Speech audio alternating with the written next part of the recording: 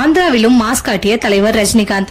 ஆந்திரா மாநிலத்தில் பாராளுமன்ற தேர்தலுடன் சட்டமன்ற தேர்தல் நடந்த நிலையில் சட்டமன்ற தேர்தல் முடிவுகள் தற்போது வெளிவந்து கொண்டிருக்கின்றன. மொத்தம் 175 தொகுதிகள் ஆந்திராவில் உள்ள நிலையில் அதில் சந்திரபாபு நாயுடுவின் தெலுங்கு தேசம் கட்சி 132 தொகுதிகளில் வெற்றி பெற்றதாகவும் தகவல் வெளியாகியுள்ளது. அதேபோல் நடிகர் பவன் கல்யாணின் ஜனசேனா கட்சி 20 தொகுதிகளில் முன்னிலையில் உள்ளது. ஆளும் ஜெகன்மோகன் ரெட்டியின் YSR காங்கிரஸ் கட்சி 15 தொகுதிகளில் மட்டுமே முன்னிலையில் உள்ளது என்பது குறிப்பிடத்தக்கது. இக்கட்சியின் நட்சத்திர வேட்பாளர்களில் ஒருவரான நடிகை ரோஜா நகரி தொகுதியில் மீண்டும் போட்டியிட்ட நிலையில் அவர் தெலுங்கு தேச கட்சி வேட்பாளரை விட சுமார் 22,000 வாக்கு குறைவாக பெற்று பின்தங்கியுள்ளார். நகரி தொகுதியில் தெலுங்கு தேசம் கட்சி வேட்பாளர் பானு பிரகாஷ் என்பவர் 45,622 வாக்குகள் பெற்றுள்ள நிலையில் நடிகை ரோஜா 23,523 வாக்குகள் மட்டுமே பெற்றுள்ளதால் அவரது தோல்வி உறுதி செய்யப்பட்டுள்ளது. கடந்த வருடம் ஆந்திர மாநிலம் விஜயவாடாவில் நடைபெற்ற முன்னாள் முதல்வர் NTRின் நூற்றாண்டு விழாவில் சிறப்பு அழைப்பாளராக நடிகர் ரஜினிகாந்த் கலந்து கொண்டார். இதில் பேசிய அவர், சந்திரபாபு நாயுடு ஒரு தீர்க்கதரிசி,